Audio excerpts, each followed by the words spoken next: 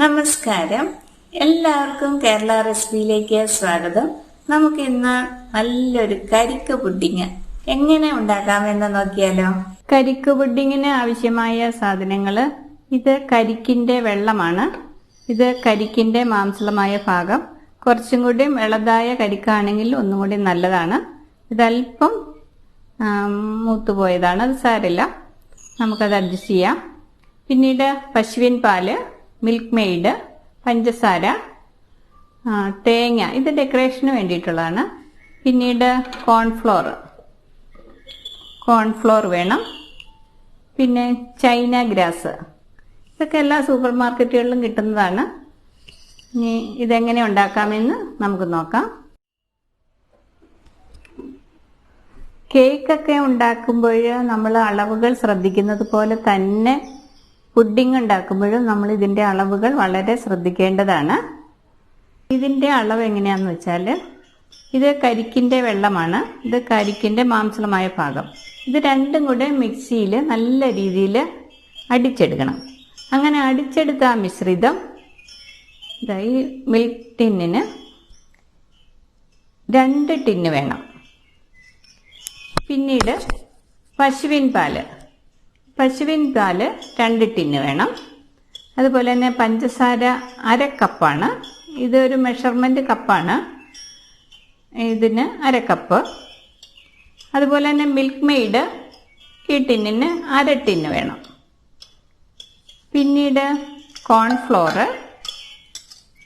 Cornflour ഇത് ഒരു അളവ് സ്പൂണുകളാണ്, സ്റ്റാൻഡേർഡ് അളവുകളാണ്. ഇത് 1 ടീസ്പൂണാണ്.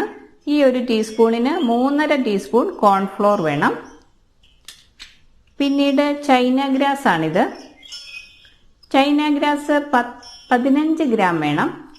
ഇത് ഒരു പാക്കറ്റ് 10 ഗ്രാമാണ്. അപ്പോൾ ഒരു 2 പാക്കറ്റ് മേടിച്ചാൽ ഈ ഒരു പാക്കറ്റും ആ ഒരു പാക്കറ്റിൻ്റെ പകുതിയും കൂടി എടുത്താൽ 15 ആയല്ലോ. അപ്പോൾ അതങ്ങനെ കറക്റ്റായിട്ട് എടുക്കാം. ഇനി ഇതെങ്ങനെ ഉണ്ടാക്കാമെന്ന് നോക്കാം. തേങ്ങ നമുക്ക് ഡെക്കറേഷനുള്ളതാണ്, അപ്പോൾ അത് ആ സമയത്ത് പറയാം. മിക്സിയുടെ ഒരു ബൗൾ എടുത്തിട്ട് ഈ കരിക്ക്, ഇതുപോലെയുള്ള കരിക്കൊക്കെ എടുക്കുമ്പോൾ ഇതിൻ്റെ പുറത്ത് ഇതുപോലെ മഞ്ഞ ഇതൊക്കെ ഉണ്ടാവും, അതൊക്കെ എടുത്ത് നമ്മൾ ക്ലീനാക്കി എടുക്കണം. ഇനി നമ്മുടെ പുഡിങ്ങിൻ്റെ കളറിനൊക്കെ വ്യത്യാസം വരും. ഇതെല്ലാം നല്ല രീതിയിൽ നീക്കി കളയണം. അതിനുശേഷം മിക്സിയുടെ ജാറിലേക്ക് ഇട്ടിട്ട് ആവശ്യത്തിന് വെള്ളം ഒഴിച്ച് നമുക്കിത് നല്ല രീതിയിൽ പേസ്റ്റ് ആക്കി എടുക്കാം. കരിക്കും വെള്ളവും കരിക്കിൻ്റെ മാംസളമായ ഭാഗവും നമ്മൾ മിക്സിയിൽ നല്ല രീതിയിൽ അടിച്ചെടുത്തു. ഇത് ഈ ടിന്നിന് 2 ടിന്നുണ്ട്. നമ്മുടെ ചൈന ഗ്രാസ് എന്ന് പറയുന്നത് ഇതാണ്. ഇത് നല്ല ഡ്രൈ ആയിട്ടാണ് ഇരിക്കുന്നത്, പേപ്പർ പോലെയാണ് ഇരിക്കുന്നത്. ഇതിങ്ങനെ നമുക്ക് നുറുക്കി ഇടാം. ഇത് കടലിനടിയിൽ വളരുന്ന ഒരു സസ്യം ആണ്. അതിനെ ഇതുപോലെ ഉണക്കിയെടുത്ത് പ്രോസസ്സ് ചെയ്തെടുക്കുന്ന ഇതാണ് ഈ ചൈന ഗ്രാസ്. ഇത് നമുക്ക് ഒരു 3/4 ടിന്ന് വെള്ളമൊഴിച്ച് ഒരു 5 മിനിറ്റ് ഇതൊന്ന് കുതിരട്ടെ. ഇതിങ്ങനെ സോക്ക് ചെയ്യാനായിട്ട് വയ്ക്കാം. അതിനുശേഷം നമുക്ക് ഇത് ചൂടാക്കി ഉരുക്കിയെടുക്കണം. ഇനി നമുക്ക് പാല് കാച്ചാൻ വയ്ക്കാം. ഇതിന് 2 ടിന്ന് പാല്.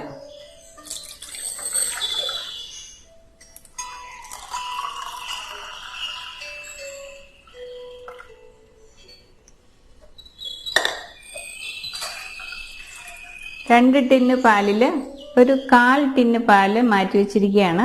ഇത് നമുക്ക് കോൺഫ്ലോർ കലക്കാൻ വേണ്ടിയിട്ടാണ് ഇത് മാറ്റി വെച്ചിരിക്കുന്നത്. പിന്നീട് ഇതിലേക്ക് നമ്മൾ 1/2 കപ്പ് പഞ്ചസാരയും കൂടി ഇട്ട് ഈ പാല് നല്ല രീതിയിലൊന്ന് തിളപ്പിക്കാം. പാല് കാച്ചാനായിട്ട് വെച്ചിട്ടുണ്ട്. ഈ സമയത്ത് ഇത് കോൺഫ്ലോർ ആണ്. ഇതുപോലെ 3.5 ടീസ്പൂൺ എടുക്കുകയാണ്.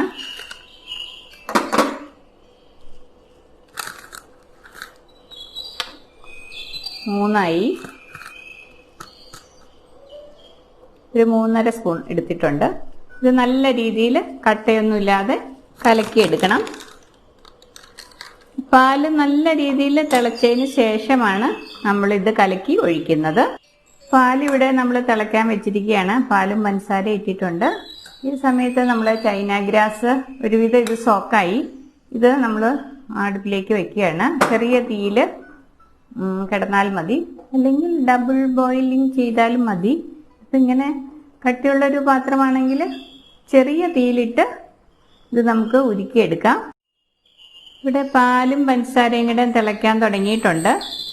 നമ്മൾ ഈ സമയത്ത് നമ്മൾ സോക്ക് ചെയ്യാൻ വെച്ചിരുന്ന ചൈന ഗ്രാസ് ഇവിടെ ഉരുക്കാനായിട്ട് വെച്ചിരിക്കുകയാണ്. ഇത് ചെറിയ തീയിലിട്ട് നമ്മളിത് ഉരുക്കിയെടുക്കണം. അത് ഇവിടെ ഇരുന്ന് ഉരുകട്ടെ. പാലിപ്പോൾ നല്ല രീതിയിൽ തിളച്ചിട്ടുണ്ട്. നമ്മൾ തീ കുറച്ചിട്ടു. നമ്മൾ കോൺഫ്ലോർ ഇതുപോലെ കലക്കി കട്ടയൊന്നും ഇല്ലാതെ നമ്മൾ ഇതിലേക്ക് ചേർക്കുകയാണ്. നമ്മൾ കോൺഫ്ലോർ ചേർക്കുമ്പോൾ ഇളക്കിക്കൊണ്ടിരിക്കണം, കട്ട കെട്ടാതെ. ഇതുപോലെ ചെറിയ രീതിയിൽ ഒഴിച്ചു കൊടുത്തിട്ട് ഇളക്കി കൊടുത്താൽ മതി.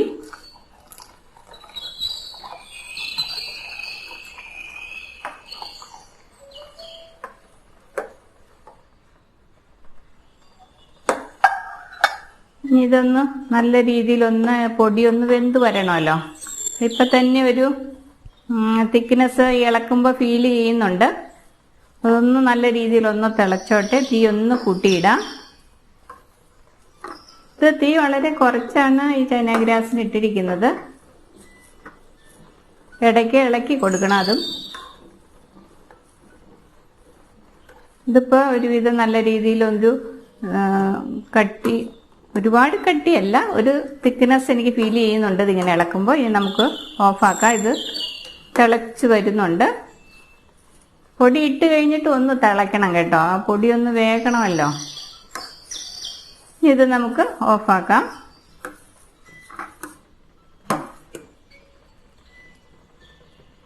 പതഞ്ഞ് വരുന്നുണ്ട്.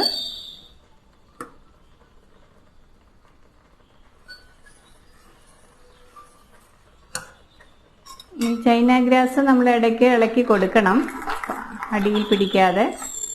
ഒരു കട്ടിയുള്ള പാത്രമായിരിക്കണം ഇത് വെക്കാനായിട്ട്. ചെറിയ തീയിലായിരിക്കണം ചൈന ഗ്രാസ് ഉരുക്കേണ്ടത്. ഇതിപ്പോൾ തിളച്ച് പൊന്തി ഇത് നമ്മൾ ഓഫാക്കുകയാണ്. ഈ ചൈന ഗ്രാസ് നല്ല രീതിയിൽ ഉരുകിയിട്ടുണ്ട്. ഇത് തീ ഓഫാക്കാം.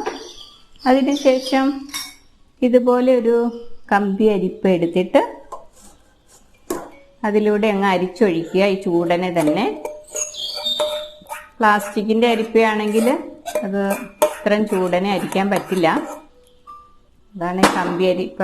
ഇത് നല്ല രീതിയിൽ ഒട്ടും തന്നെ കട്ടയോ അപ്പോൾ അലിയാത്തതല്ലതും ഉണ്ടെങ്കിൽ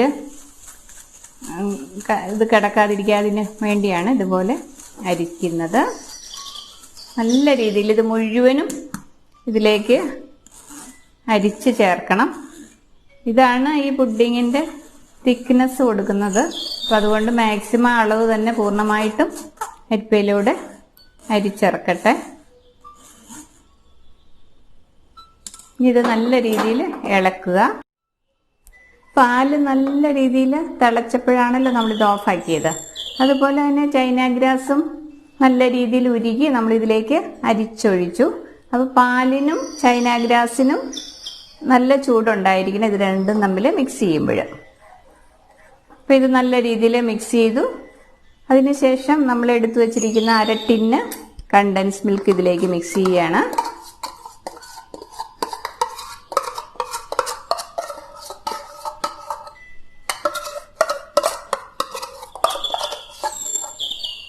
ഇത് നല്ല രീതിയിൽ ഇളക്കി യോജിപ്പിക്കണം. കരിക്കിൻ്റെ വെള്ളവും മാംസളമായ കരിക്കിൻ്റെ ഭാഗവും കൂടെ മിക്സിയിൽ നല്ല രീതിയിൽ നമ്മളിവിടെ അടിച്ചു വെച്ചിട്ടുണ്ട്. അത് ഈ ടിന്നിന് 2 ടിന്നും കൂടി ഒഴിച്ചു കൊടുക്കണം. അത് നല്ല കൊഴുത്തൊരു മിശ്രിതം പോലെ ആയിട്ടുണ്ട്.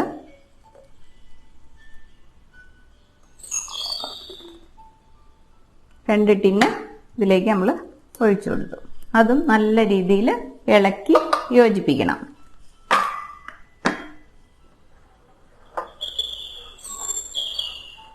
നമ്മുടെ പുഡിങ് തയ്യാറായിട്ടുണ്ട്. ഇനി ഇത് തിളപ്പിക്കൊന്നും വേണ്ട, നല്ല രീതിയിൽ മിക്സ് ചെയ്യണം. അപ്പോൾ ഇതിൻ്റെ അടിയിൽ തീയൊന്നും ഇല്ല കേട്ടോ. കണ്ടൻസ് മിൽക്കും കരിക്കും ഒന്നും തിളപ്പിക്കുകയൊന്നും വേണ്ട. പാല് നല്ല നിലയിൽ തിളപ്പിച്ച് കുറുക്കിയെടുത്തു നമ്മൾ.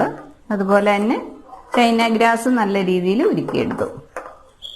ഇത് നല്ല രീതിയിൽ മിക്സ് ചെയ്തതിന് ശേഷം ഇനി നമുക്കൊരു പുഡിംഗ് ട്രേയിലേക്ക് മാറ്റാം. ഇത് ചെറു ചൂടോടുകൂടി തന്നെ പുഡിംഗ് ട്രേയിലേക്ക് മാറ്റണം, അല്ലെങ്കിൽ ഇപ്പം തന്നെ ഇത് സെറ്റായി തുടങ്ങിയിട്ടുണ്ട്.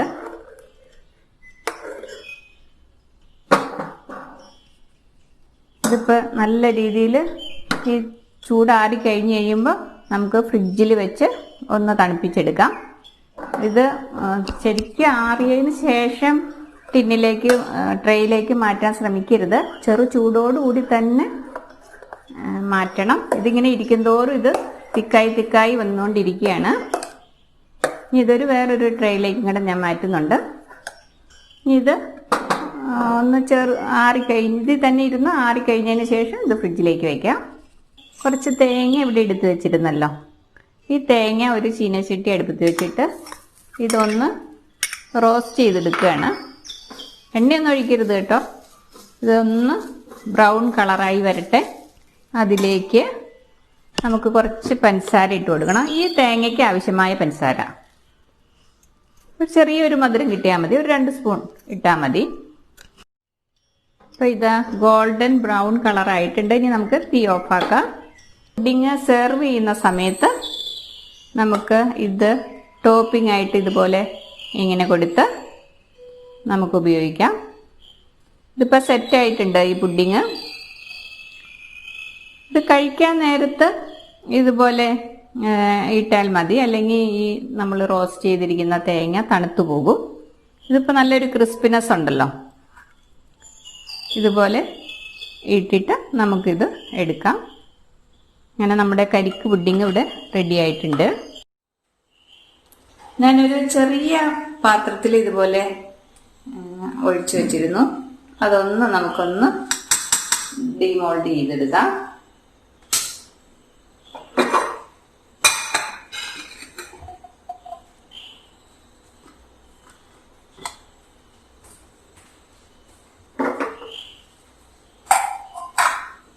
ഇനി ഇതിലേക്ക് നമ്മൾ ഈ വറുത്ത് വെച്ചിരിക്കുന്ന തേങ്ങയും പഞ്ചസാരയും കൂടെ ചേർത്തിട്ട് ഉള്ള ഈ മിശ്രിതം ഇതിൻ്റെ മുകളിലേക്ക് ഇട്ടിട്ട് നമുക്കിത് ഉപയോഗിക്കാം. ഇതിനൊരു ലേശം ക്രഞ്ചിനെസ് ഉണ്ട്.